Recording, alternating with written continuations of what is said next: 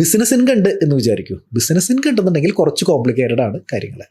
അതായത് ഒരാൾക്ക് business income ഉണ്ട്, അപ്പോൾ അദ്ദേഹം ന്യൂ ടാക്സ് റെജിമാണ്. ഇപ്പോൾ എന്ന് പറഞ്ഞു കഴിഞ്ഞാൽ ഈ കഴിഞ്ഞ 1-2 ഫിനാൻഷ്യൽ ഇയർ ആയിട്ട് നമുക്ക് ന്യൂ ടാക്സ് റെജീമാണ് എന്ത് ഡിഫോൾട്ട് റെജീം എന്ന് പറയുന്നത്. അതായത് നമ്മൾ ഡ്യൂ ഡേറ്റ് കഴിഞ്ഞ് കഴിഞ്ഞാൽ നമുക്ക് എന്താ ചെയ്യാൻ പറ്റുള്ളൂ, ന്യൂ ടാക്സ് റെജീമിൽ ഫയൽ ചെയ്യാൻ പറ്റുള്ളൂ. ഓൾഡ് ടാക്സ് റെജീമിൽ പോയിട്ട് ഫയൽ ചെയ്യാൻ പറ്റില്ല.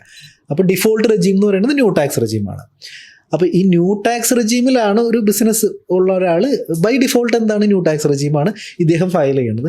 പക്ഷേ ഇദ്ദേഹത്തിന് കുറേ ഡിഡക്ഷനൊക്കെ ഉണ്ട്.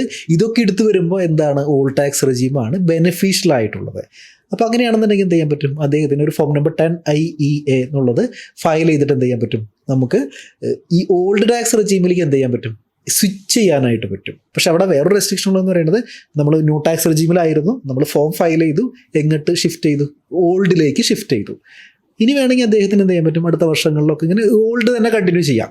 പക്ഷേ ഒരു കുറച്ച് വർഷങ്ങളൊക്കെ കഴിഞ്ഞ് പോയപ്പോൾ, ചിലപ്പോൾ 1-2 വർഷമൊക്കെ കഴിയുമ്പോൾ ഇദ്ദേഹം നോക്കുമ്പോൾ ന്യൂ ടാക്സ് റെജീമാണ് ഇനി എന്ത് ചെയ്യണത്, ബെനിഫിഷ്യൽ ആയിട്ടുള്ളത്.